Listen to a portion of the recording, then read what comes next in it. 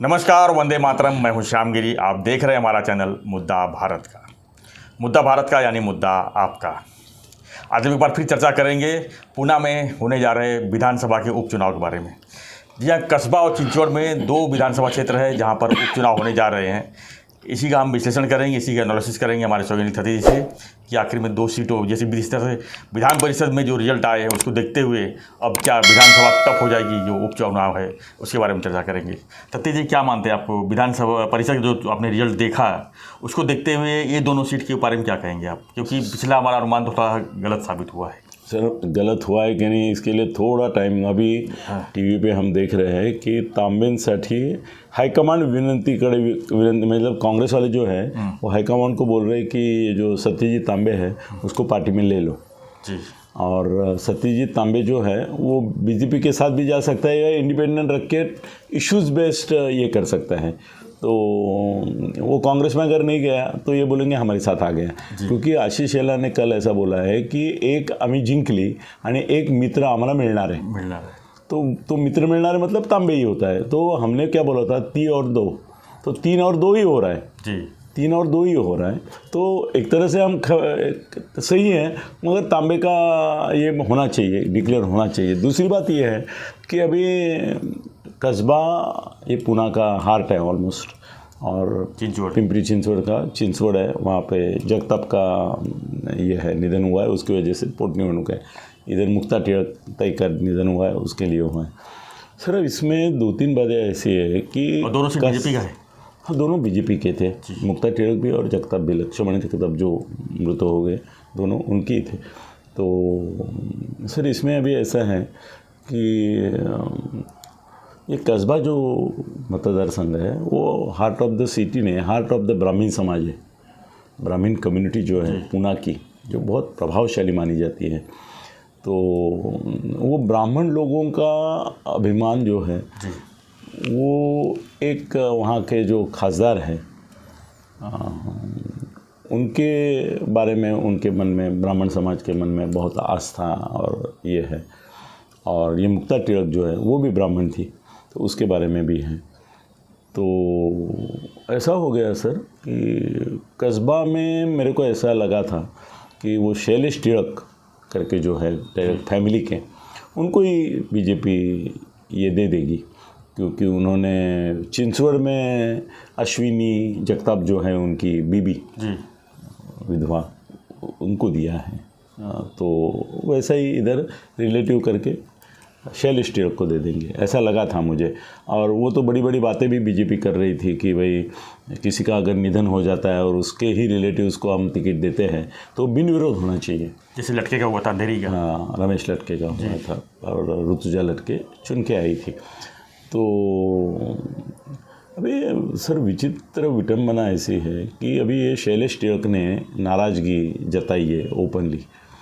Sir, इसका मैं कस्बा दे चुका था सर बीजेपी को, कि कस्बा तो हार्ट ऑफ द सिटी है और ब्राह्मण समाज जो है वो बीजेपी के साथ ही हैं, तो वो चुन के आएंगे अच्छी तरह से, उसमें कोई दिक्कत भी नहीं रहेगी, आराम से आएंगे। पर सर, अभी उन्होंने पूना में जो कस्बा में टिकट दिया है वो हेमंत रासने करके है, उसको दिया है। तिलक फैमिली को नहीं दिया? नहीं दिया है, तो फैमिली में से किसी को नहीं दिया, वो हेमंत रासने को दिया है। अभी ये रासने जो है, रासने नाम जो है सरनेम, वो मुझे ब्राह्मण समाज का नहीं लगता है। रासने नाम कभी मैंने ब्राह्मण समाज में नहीं, सर बहुजन समाज का हुआ। सर, इससे ऐसा है कि ऑलरेडी ब्राह्मण समाज में जो मिडिल क्लास है उनमें एक अस्वस्थता है। सर, शिक्षक और पदवीधर कौन होते हैं? मिडिल क्लास वाले, मध्यम वर्ग, एकदम मिडिल क्लास। और मध्यम वर्ग का कोर ग्रुप जो रहता है वो ब्राह्मण रहता है। ब्राह्मण ऑलमोस्ट 99% मध्यम वर्गीय रहते हैं।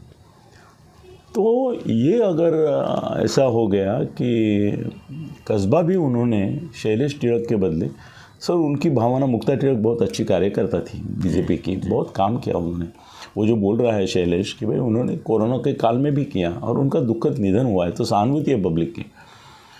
सर, सहानुभूति का रूपांतर शायद हो सकता है कि गुस्से में हो कि भाई आपने गिने चुने 2-4 लोग ही ब्राह्मण हैं बीजेपी में। बाकी तो आप सब दूसरे जातियों को ही प्राधान्य देते हैं और बोलते हैं कि सोशल इंजीनियरिंग कर रहे हैं। एक फडणवीस है तुम्हारा, हाँ, और एक गडकरी है, और बाकी तो इतने ताकतवर कोई है नहीं। ये भी मुक्ता टिळक थी, ये थी, तो उसके घर में दे देते तो ब्राह्मण समाज को एक महाराष्ट्र भर में सहानुभूति मिलता पूरे महाराष्ट्र में।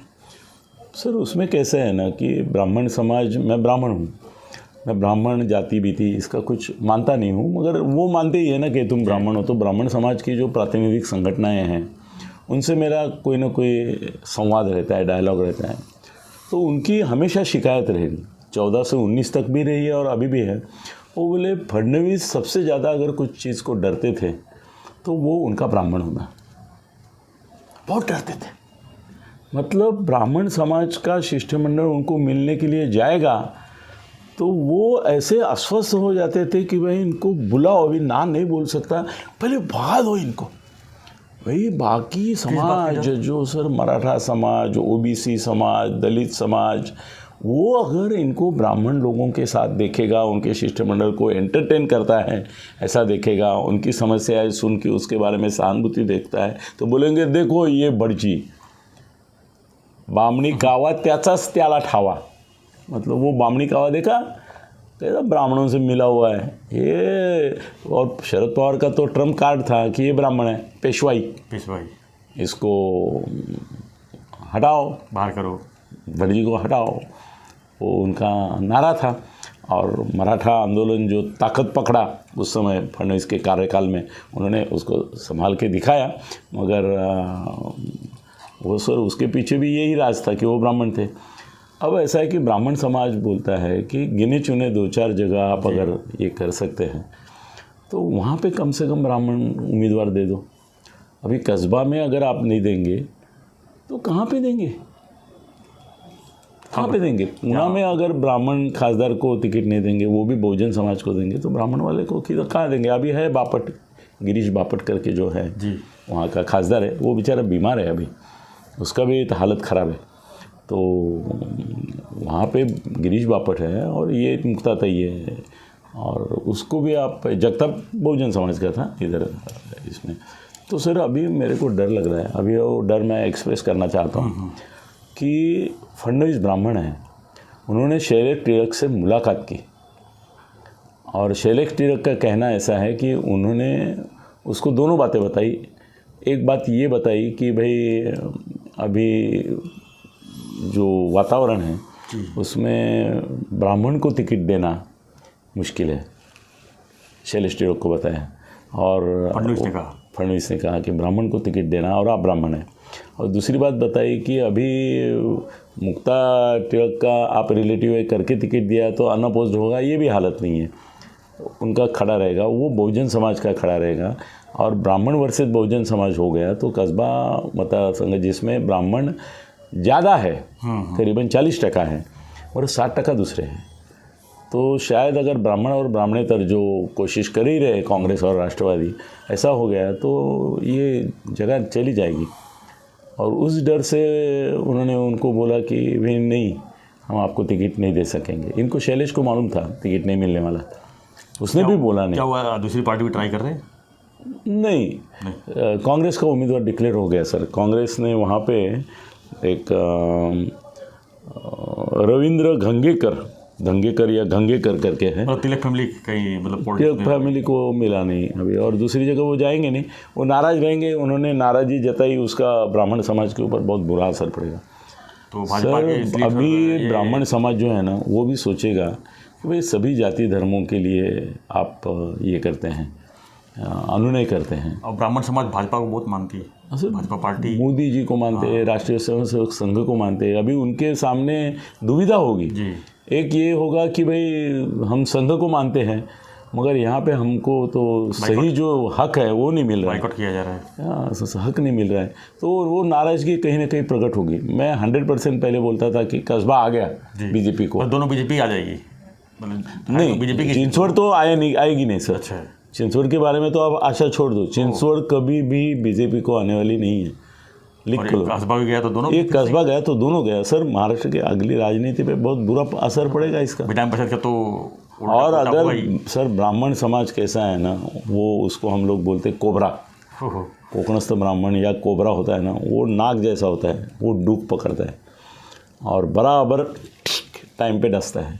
सर ये कस्बा निवडणूक में ब्राह्मण समाज जो रहेगा ना जी, उनमें से जो कट्टर आरएसएस वाले हैं, कट्टर बीजेपी वाले हैं, वो शायद दिखेंगे। लेकिन थोड़ा भी डिवाइड अगर हो गया तो हार जाएंगे ना सीट सर। सर डिवाइड होगा। पूना के जो ब्राह्मण हैं ना, जी मैं पूना में घर है ना मेरा, जी बिल्कुल। और पूना में मेरे कम से कम सर मेरे और मिसेस के मिलके 100 रिश्तेदार हैं।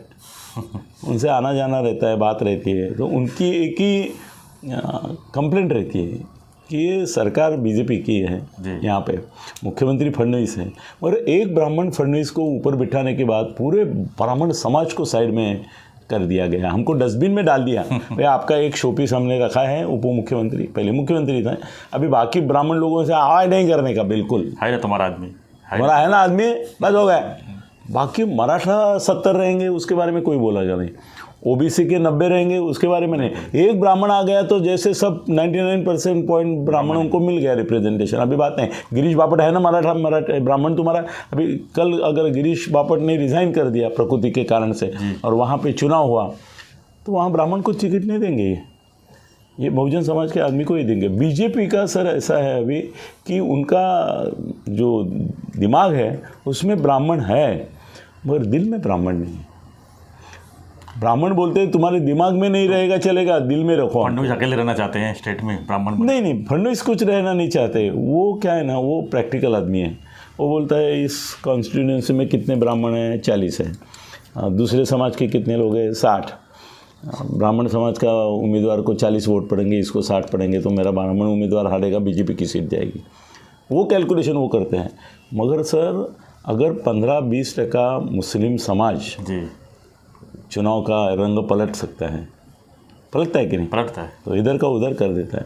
तो ये 40 में से 20% ब्राह्मण भी हिल गए और बोले कि ब्राह्मणों के प्रति आपकी ये दुर्भावना है, आप हमको जानबूझकर बाजू में एक मुक्ता टिळक थी, उसकी जगह शैलेश टिळक को आप दे नहीं सके, उसके लिए भी बाहर से लाया आपने। हाँ, सर ब्राह्मणों का जो राग है ना, सो वो परशुराम का देखो, परशुराम क्या होता रहे पूना के ब्राह्मण, वो सबक सिखाते ही है। परशुराम ने तो अपनी माता को भी ये किया था। तो मैं पहले 100% बोलता था कस्बा आ गया, चर्चा मत करो, है कस्बा की क्या चर्चा करना है, बीजेपी का गढ़ है, एक कस्बा आएगा और ये वहाँ ब्राह्मण लोग वहाँ के चुन के देंगे। अभी शैलेश टिळक को नकारने की वजह से मैं कस्बा के बारे में अभी आज कुछ बोलूँगा ही नहीं, थोड़ा जाने 2 दिन, बाद में एक बार पूना जाके आऊँगा मैं, 1-2-4 दिन में वहाँ पे जाके मिलूँगा। मैं शैलेश से भी मिल सकता हूँ। ये सब टिळक परिवार से, दीपक टिळक करके उनके और एक सदस्य हैं, वो विद्यापीठ चलाते हैं वगैरह, वो सबसे मेरा अच्छा संबंध है। तो जाके मिलूँगा भी उनको सर कि भाई क्या उनका दुखड़ा है, और वहाँ के जो ब्राह्मण हैं उनको भी मिलूँगा कि आप क्या अभी सोचते हैं। वो बोलेंगे अनिल जी क्या करें, वो बीजेपी के बारे में हमारे मन में, बीजेपी हारनी नहीं चाहिए, मगर ब्राह्मण समाज को इन्होंने कचरे के टप्पे में डाल दिया, वो भी अच्छा नहीं हुआ।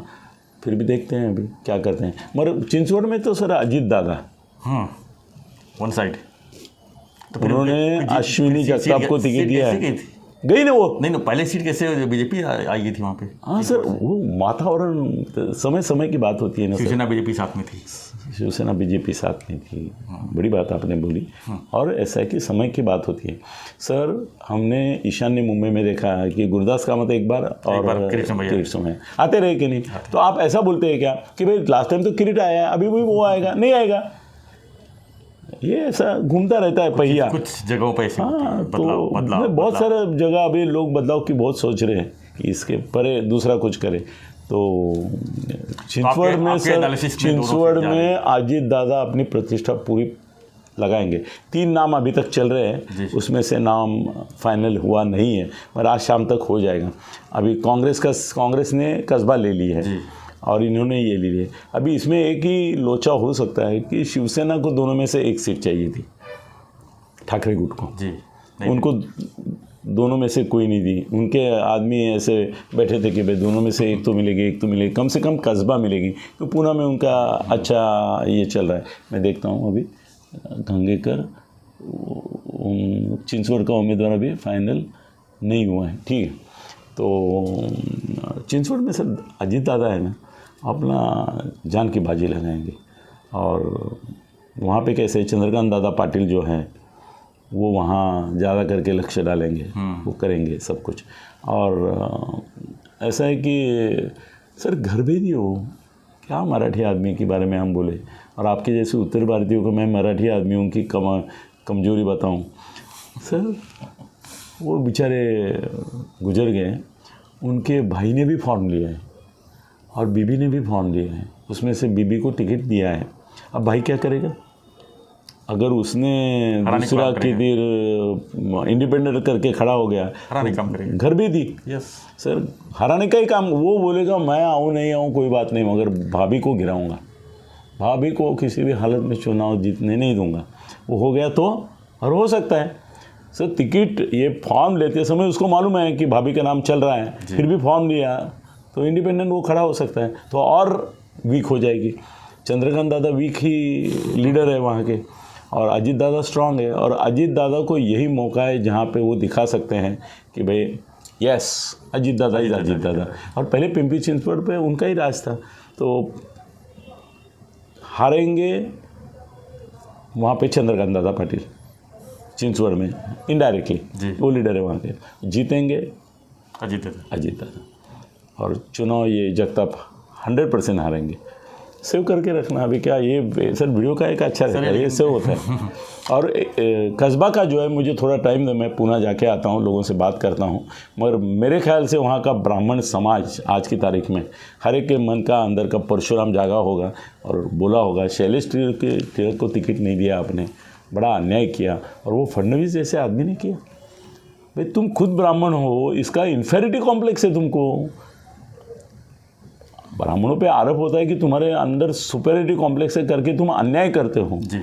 ये फडणवीस एक ऐसा ब्राह्मण है कि जिसके मन में ब्राह्मण होने का इन्फेरिटी कॉम्प्लेक्स होने के कारण वो अन्याय करते हैं, न्याय नहीं देता ब्राह्मणों को, कभी नहीं दिया है। उसके 100 उदाहरण है मेरे पास। अभी मैं भी उसको ज़रा थोड़ा अलग दोस्त है करके नज़रिए से देखता हूँ, मगर ब्राह्मणों के ऊपर जितना अन्याय फडणवीस ने किया सर किसी मराठा मुख्यमंत्री ने नहीं किया। यशवंतराव चौहान से लेकर शरद पवार तक जितने भी मराठा मुख्यमंत्री हुए या नेता हुए, सब उनके इर्द गिर्द आप उनका अगर थिंक टैंक देखेंगे तो ब्राह्मणों का था। पवार साहब का भी मैं गिनवा सकता हूँ आपको कि ये 5 ब्राह्मण उनके खासम खास थे। फडणवीस का ब्राह्मण होगा तो उसको ब्राह्मण है करके दूर रखते हैं, जाने तो चलो। अगर अभी हालात ऐसे है कि कस्बा अभी तक मेरे ख्याल से आएगी, मगर चिंचवड़ तो हार चुकी है बीजेपी। तो दिखाया तो कस्बा और चिंचवड़ दोनों जो है भाजपा की ही सीट थी, और उपचुनाव जो होने जा रहा है इसमें जो है डाउटफुल लगा कि दोनों सीट चलेगी, तो विधान परिषद के बाद विधानसभा का उपचुनाव, तो इस तरह से बीजेपी के लिए लगातार जो है माइनस की घड़ी होती जा रही है। इसका असर जो है अगले चुनाव पे बहुत राजनीति पर और महाराष्ट्र राजनीति पर, और चुनाव जो होने जा रहे हैं स्थानीय चुनाव और उसके बाद लोकसभा फिर विधानसभा, काफ़ी मेहनत करनी पड़ेगी भाजपा को, काफ़ी उसमें इंटरनल मेहनत करनी पड़ेगी। इसके बाद ही जो है कुछ पॉजिटिव कुछ समझ में आएगी। तो आप क्या मानते हैं हमारे इस वीडियो को?